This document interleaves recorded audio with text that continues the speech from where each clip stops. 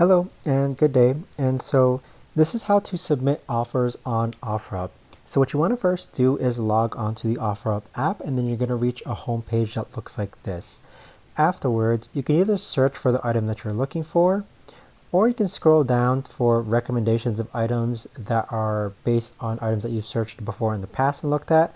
So we're going to actually go ahead and look at this iWatch here, and then go ahead and click on it. And so here you can actually inspect the item. You can see the condition when it was posted. I normally ever work with sellers who have a history of selling before, and I always want to make sure that they have 5 stars, okay? Because it's very, very easy to get 5 stars on Offerup. Now, in order to actually submit an offer, what you're going to do is actually click on this Make Offer button on the bottom right-hand side, and then click on Make Offer. You can see that this seller here, though, underneath the $100 offer, seller is only accepting offers at full price. That means that this seller is firm on the price. So if we go ahead and click on cancel, let's go find a different watch. We'll click on this other iWatch series here, click on make offer.